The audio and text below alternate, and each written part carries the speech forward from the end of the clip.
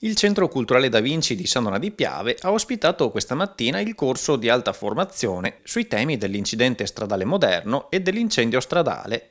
A partecipare sono state oltre 200 persone, tra agenti di polizia locale arrivati da Veneto, Trentino Alto Adige, Friuli Venezia Giulia ed Emilia Romagna, ma anche militari dell'Arma dei Carabinieri, Guardia di Finanza, Polstrada, personale dei Vigili del Fuoco, Protezione Civile e sanitari del SUEM San Donatese e di Venezia Mestre. Una ricca platea che sottolinea quanto la formazione sia importante, soprattutto su tematiche così attuali e in veloce evoluzione. Tema di stretta attualità per il diffondersi di veicoli elettrici e con alimentazioni nuove, in particolare metano compresso, metano liquefatto, GPL e idrogeno.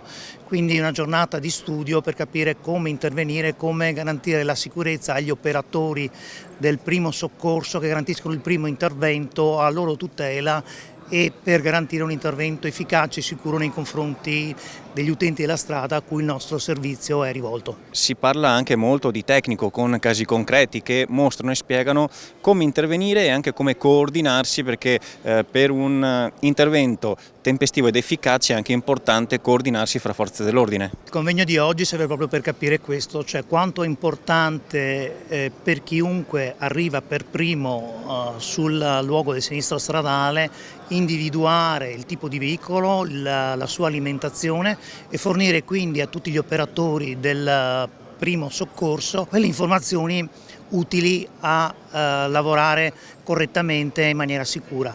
È quindi importante la cooperazione tra sale operative e la collaborazione tra operatori della sicurezza. A relazionare i presenti sulle modalità di intervento, in modo da prevenire eventuali pericoli o situazioni di rischio, è stato il caposquadra del Comando Provinciale dei Vigili del Fuoco di Venezia, Luca Puppa, mentre per la parte afferente al coordinamento con i soccorsi sanitari sono intervenuti la dottoressa Federica Stella e Cristian Doganello della centrale operativa del 118 di Venezia.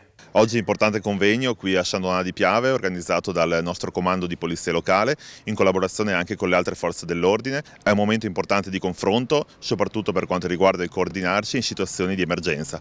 Pertanto per noi è un onore poter ospitare questo tipo di convegni di formazione che servono appunto a tutte le forze di polizia per essere più efficaci in situazioni di emergenza.